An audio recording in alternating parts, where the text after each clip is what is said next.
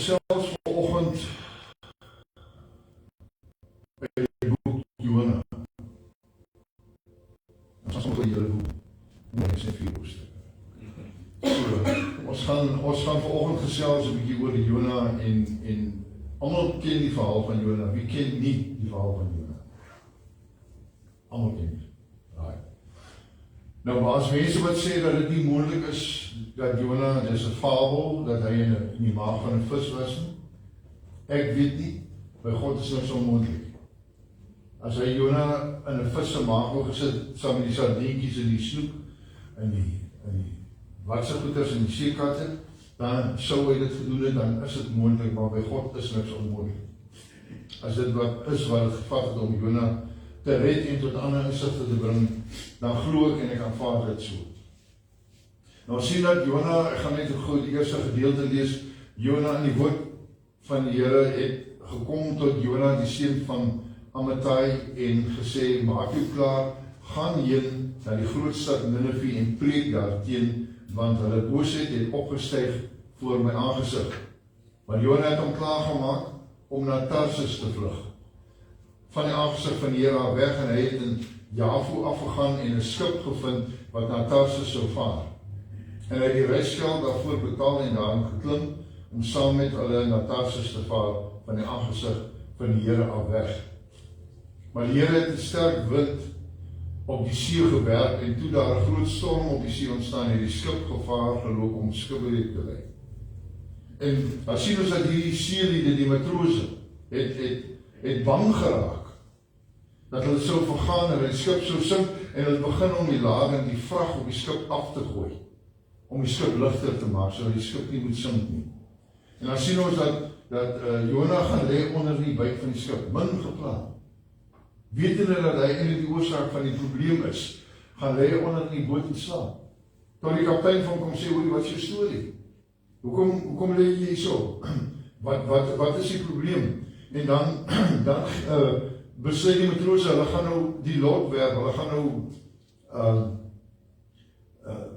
'n manier vind om uit te vind wie is verantwoordelik, in die lot het toe op Jona geval, en sê dit van wat, hoekom bring die Here hierdie ding op ons pad? Hoekom bring hy hierdie storm? En hy sê toe vir hulle, maar ek weet dis ek, want ek was ongehoorsaam, en hy vertel vir hulle dat hy 'n opdrag van die Here verontagsaam het. En ons sien dat hierdie ouens, hy sê toe vir hulle, gooi my af, dan is die storm oorgaan. Maar hulle probeer nog om die skip te roei na die kant toe, ten einde uit die storm uit te kom, maar hulle kon dit nie reg kry nie. En die oomblik toe hulle vir Jona vat, hulle gooi hom in die see toe by daardie storm.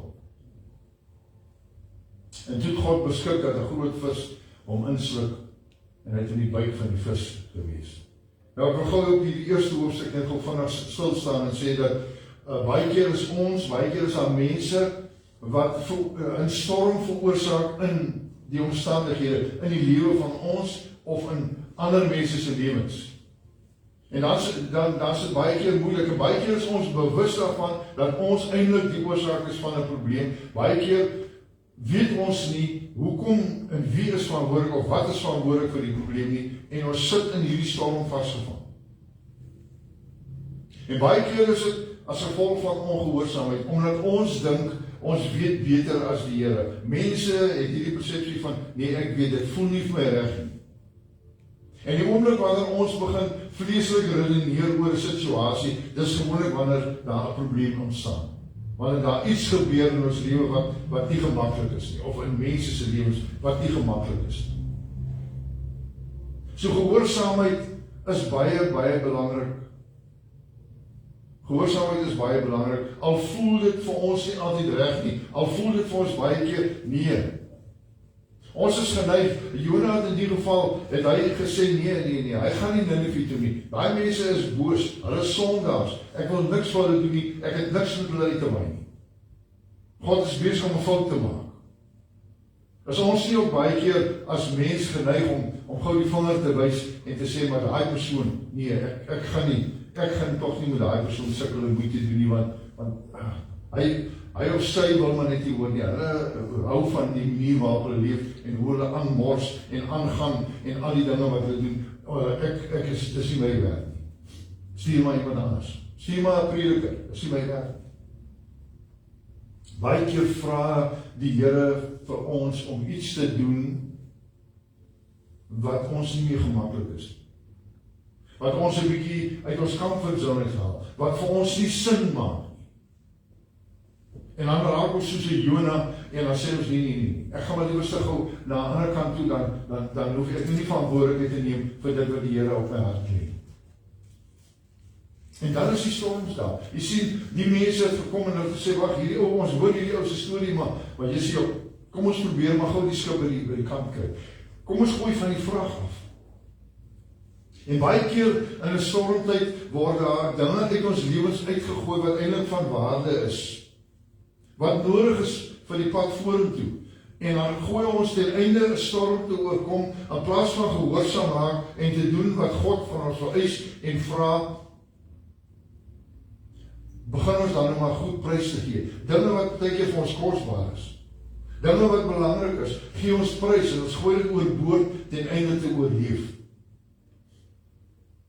Ons verkoop goed om tog net die storm, die finansiële storm in ons lewe te oorkom. Verkoop kosbaarhede, dinge wat vir eintlik na in die hart lê. Ek raak my ontslaan van dat ek tog net die storm kan deurkom.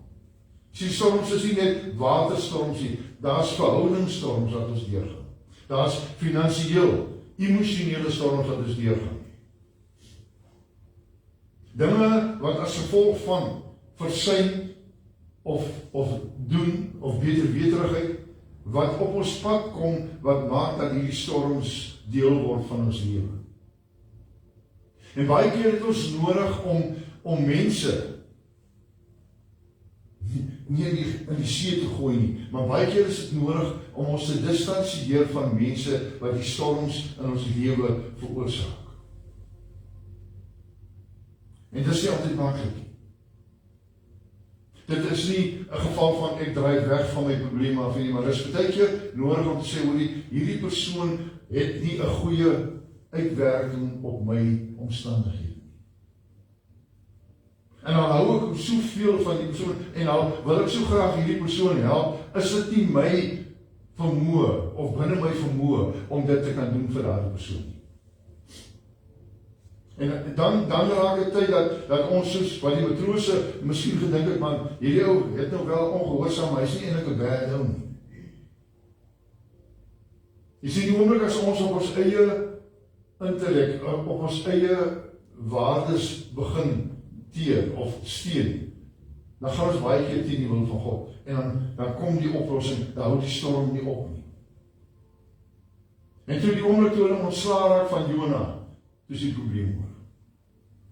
En baie keer is daar 'n Jona in ons lewe wat ons maar oorboord moet gooi sodat die storm in ons lewe kan bedaar. Baie keer is dit nodig dat ons maar iemand prys gee. Ongeag wat die mense sê, ongeag. Maar dit is baie keer nodig dat ons dit doen. Hulle sê dat Jona in die see gegooi en die see het stil geword van sy omstandighede. Jy het miskien vanmôre 'n storm in jou lewe. Is daar dan iemand wat jy miskien dan moet wegskuif as jy bietjie?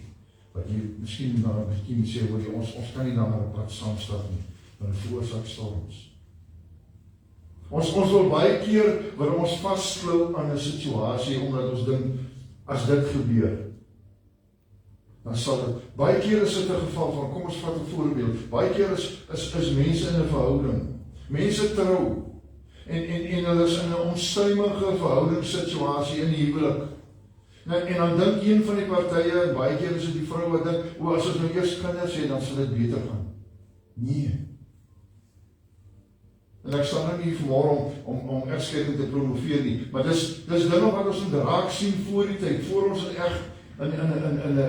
egsverbintenis instap. Moet ons hierdie dinge raak sien in die waarskuwingstekens en nie dink dit sal verander na die I do nie. Inteendeel, dit vererger. Dis soos hierdie storm wat Jona veroorsaak het. En baie keer is dit nodig om maar liefs te sê, hoorie, ek dink nie dis 'n goeie idee nie. Want hierdie storm gaan nie beter word nie, hy gaan erger word. En dan sien ons dat Jona in die vis van die maag, die vis in die maag van die vis, skies dan, ek het nou die hele wees hier omgedop, ek het nou die snoek gevlek, maar dan sien ons dat Jona, terwyl hy hier in hierdie, tussen die sardientjies en die snoeke ronddryf, dan sien ons, hy roep tot God, hy sê, Here, ek is benoud, help my asseblief, en hy roep uit, en weet jy wat leer ek vanmorgen uit, is dat wanneer ons in tye van benoudheid opreg na die Here uitroep, wanneer ons bereid is om te sê, Here, vergewe my, as ons doen dit, dan sê 1 Johannes 1 vers 9 vir ons, hy is regverdig en getrou, hy sal ons sondes vergewe. En in 'n ander vers sê dat hy dit sal verwyder so ver soos die ooste van die weste. Met ander woorde, dit sal nie weer by mekaar kom nie. Maar ons moet onthou en in ag neem dat die wêreld, die samelewing daar buite, is nie tevrede as ons iets verkeerd gedoen het nie. Hulle plak 'n stiker op jou. Hulle kyk deur 'n bril van veroordeling en hulle bly sien aan mekaar dieselfde raak. Hulle kyk deur dieselfde lens aan mekaar. Hulle sien jou nog in daai situasie. En die vyand is ook nie lui nie. Hy gaan jou bly herinner aan die foute wat jy gemaak het. Hy gaan jou bly herinner aan jou tekortkominge, aan jou oortredinge, aan jou versuim. Daarom is dit belangrik om ons hoop op die Here te vestig en nie op mense nie. Nie die aanvaarding en die waardes van mense ons deel van ons lewe te maak nie, want dit gaan ons aftrek. Dit gaan ons nie daai vryheid wat God ons gee as hy sê ek vergewe jou nie. Dit gaan ons ontneem van God se genade.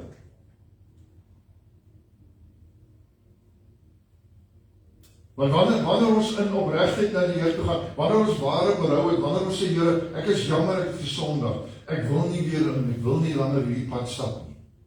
Dis wanneer die Here sê, vir die vis om jou te spoeg.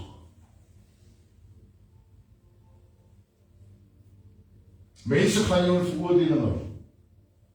Mense gaan jou bly sien vir wat jy gedoen het. Daarom is dit ook belangrik dat ons moet versigtig wees wat ons vir mense sê, want weet jy wat, mense onthou die negatiewe. Hulle hou vas daaraan.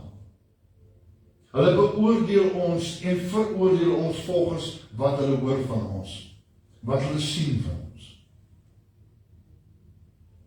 En as ek en jy tot bekering kom, en as ek en jy regtig na die Here uitroep en sê, Here, asseblief, ek wil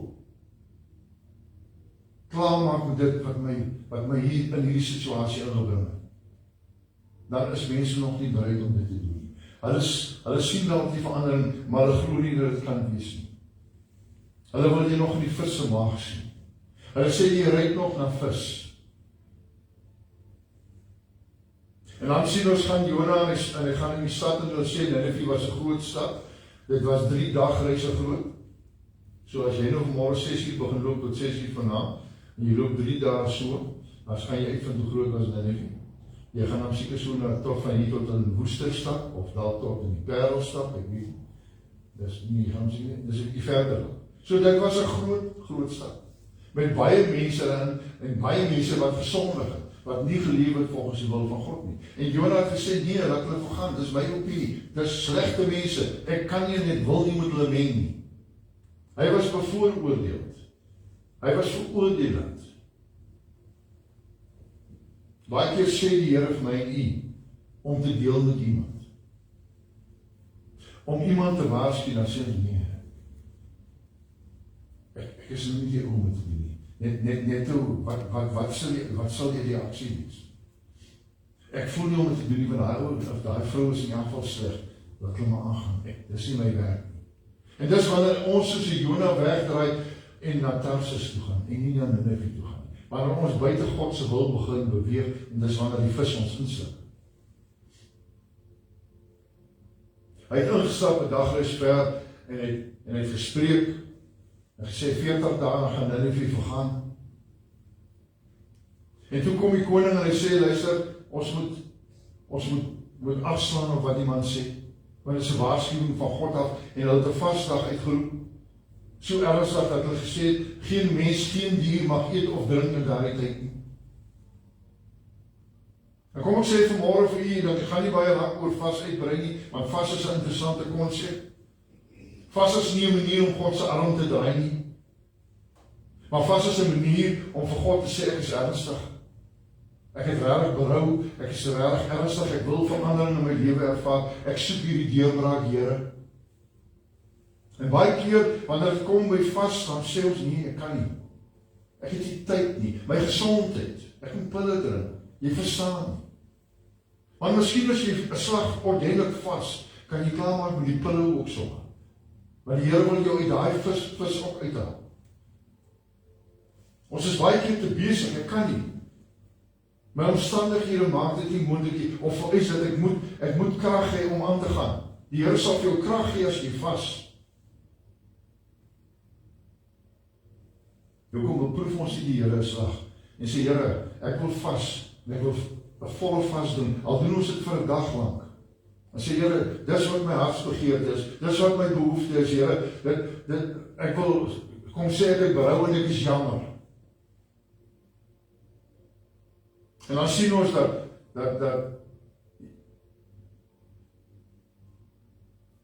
God het gesien dat hulle bekeer het van hulle werke. En God het besluit dat hy die stad sou spaar, dat hy dit nie gaan vernietig nie. En dan gaan Jona, en hy is baie ongelukkig hieroor. Ons skryf ons baie keer, as die Here dinge doen vir mense, dan hulle mond vol, ja, dit en dit en dit, kyk nou daar, ons wonder en sis en so, en ons het 'n verskriklike debat oor wat nou aangaan. En ons is nog al half jaloers op nou, want ek dien die Here dan al so lank al, en ek dink dis miskien hoe Jona gevoel het, ek is 'n profeet, ek is 'n man van die Here, ek kom hier met 'n boodskap, ek is die ou. En hier kom die Here en hy vat hierdie klomp sondige mense, en hy spaar hulle, en hulle verdien eintlik om hel toe te gaan. Hoeveel mense het ek nie al hel toe gestuur, op grond van wat ons ervaar? Hy kom en hy is ontevrede, hy sê nee, hy gaan sit daar by en hy gaan sit en kyk, ek wil nou sien wat gebeur hier. Want ek kan nie dink dat hierdie mense sal verander, hulle is te sleg om te verander. Hoeveel mense het nie daar al oor jou gesê, dat jy te sleg is om te verander? Dat jy nie dit in jou het om te verander nie. Want jy is nog maar jou lewe lang so. En jy doen dit nog maar jou lewe lang so, hoekom sal dit nou verander? En dan gaan sit hulle ook en dan gaan sit en dop, hou dop. Ons het dit in hierdie gemeente ervaar. Daar was uitsprake gemaak, aanvanklik en dinge gesê, en ek dink baie mense het gesit en dop, of party sit nog, party het nou al moeg geraak en aangestaan. Maar ek dink baie sit nog en kyk nog.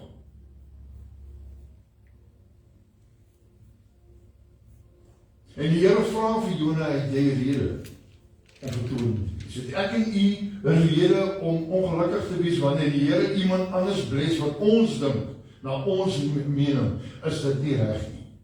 Hoe kan die Here? Jy weet, daar's mense wat die Here dien op hulle manier, hulle lewe lang. En as mense wat die Here 2 dae lang dien, wat die Here magtig het gebruik, as daai ou wat al 30 jaar die Here dien. Maar hy het so afgestomp geraak, hy het so gewoond geraak, hy het nie meer eintlik regtig 'n verhouding met die Here nie, hy doen maar net sekere dinge, hy pligpleging en hy gaan maar net deur die bewegings. Daar is nie meer vuur in hom nie. Die Here kan niks deur daai persoon doen nie. Hy het gestagneer. Sy is onbekwaam, want sy sit in morgenmoon en sy sit in hou dop en I have arrived. En die Here kan niks met mense doen wat gearriveer het nie. Hy kan nie. Hy kan niks doen deur hulle en met hulle nie, want hulle het gearriveer. Maar iemand wat beskikbaar is, iemand wat gewillig is, iemand wat sê, Here, wat uitdruk met sê, Here, ek is ernstig. Ek is bereid om my liggaam 'n bietjie te folter, om net vir u te wys dat ek ernstig is, dat ek jammer is oor wat ek verkeerd gedoen het. Ek wil u graag in my lewe hê. Ek wil graag hê u moet my gebruik. Dis nie iets wat die Here kan gebruik. Nie die Jonas wat veroordeel is en selfregverdigend is. En toe Jona gaan sit en hy het van 'n skuiling gebou, want die son het lekker warm, dit was heel waarskynlik somer as ek so moet aflei, want die son het lekker warm geskep. En hy het vir hom 'n skeiding gemaak en die Here het toe 'n wonderboom laat opspring en dat vir hom skaduwee gegee. En Jonah was baie tjaf en hy was baie opgewonde oor hierdie boom wat dan nou vir hom koel te gee, wonderlik. En die volgende dag het die Here 'n wurm gestuur om die boom op te vreet. En hy het gevrek. En toe was Jonah nie 'n bietjie kwaad. Hoeveel keer bless God ons? Ondanks ons skeptisisme, ondanks ons veroordelende gees, dan bless hy ons met iets. En dan verloor ons dit. En as ons kwaad vir die Here, dan sê ons, Here, hoe kan nie? Dan kom ons moet ons CV en ons sê van Here, dis dan nou ek, hoe kan jy dit dan nou doen?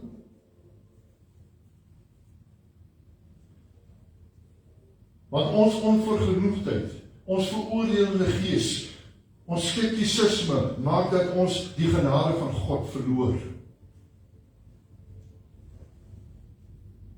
Dat ons uitmis nou. En baie keer onttrek God hom van ons, nie om ons te straf nie, maar net om ons aandag te kry. Net om ons weer 'n bietjie op koers te kry. Want ons is van die pad af. En God sê, jy rede om vertoornd te wees oor die boom, waarin jy geen arbeid gehad het, waarin jy geen deel gehad.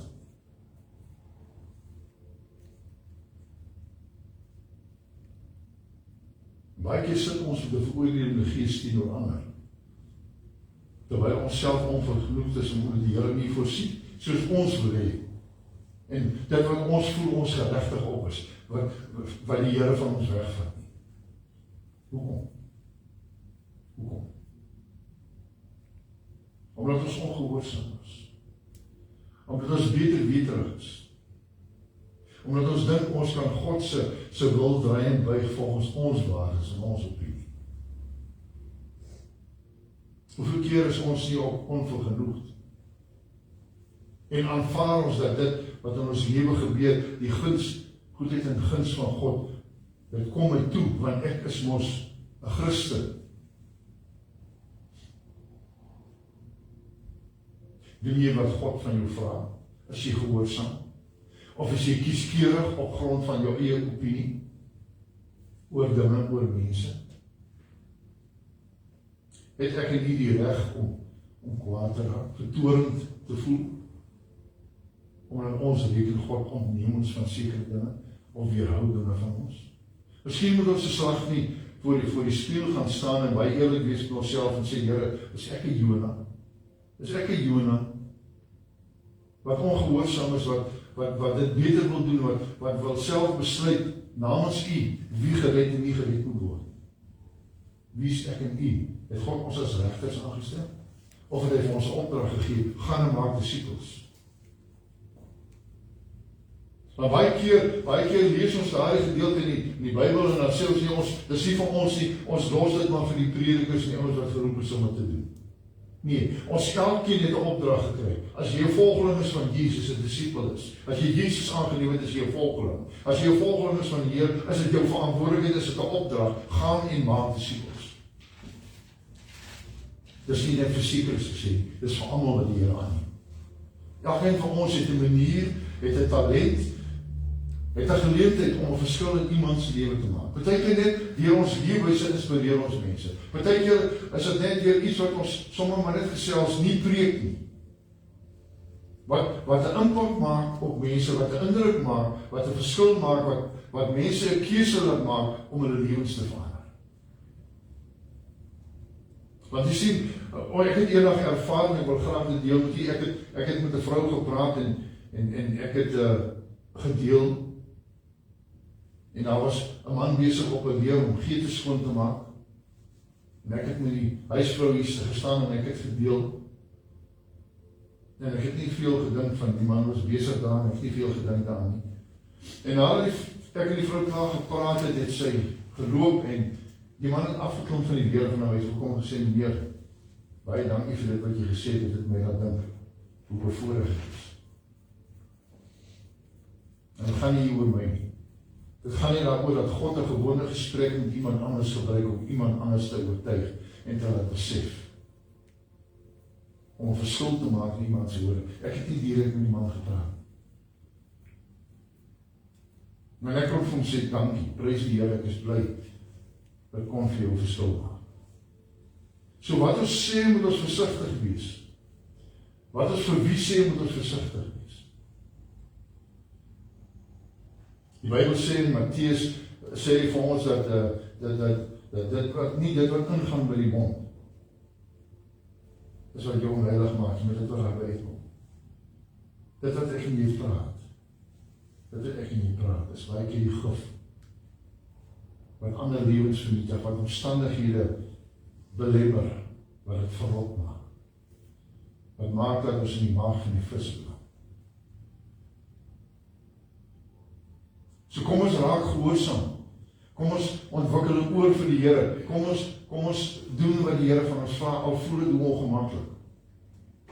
Kom ons gaan met vrymoedig en kom ons gaan en sê, Here, ek gaan op grond van wat ek glo U vir my sê om te doen. En die Here gaan nie vir jou sê om 'n bank te beloof, omdat jy finansiëel sukkel. Definitief. So kom ons wees versigtig, dat nie ons onsself hoor nie, dat ons nie die duiwel hoor nie. Want ek en die duiwel praat saam baie keer, om my te oortuig van dinge. Hemelse Vader, ons kom in die oggend sê baie dankie, dat ons vanmôre kan leer uit Jonas se verhaal, Here, dat ons, wanneer ons gehoorsaam is, Here, wanneer ons binne U wil, sal dit goed gaan, Here, en sal dit 'n verskil maak in mense se lewens. Here, want om gehoorsaam te wees, gaan nie net van U voordeel nie, maar dit gaan daaroor om 'n verskil te maak, Here, partykeer in 'n hele stad, partykeer in 'n individu se lewe. Ons kom in die oggend en sê baie dankie, Here, dat U so getrou is, Here, dat wanneer ons uitroep, U vir ons uitkoms gee, Here. Nie altyd soos ons wil nie, maar soos U wil. En dat ons baie keer veroordelend is, Here, dat ons baie keer neersien op mense en aannames maak en besluit neem op grond daarvan, Here, dat ons die Gees geleentheid sal gee om ons te lei, dat ons 'n sensitiewe oor vir U woord sal hê. Dat wanneer U spreek, Here, ons sal reageer. Al voel ons ongemaklik, al haal het ons baie keer so 'n bietjie uit ons comfortzone. Here, ons dankie daarvoor vanmôre, dat U bemoeienis maak met ons. Ons dankie daarvoor in Jesus Christus naam.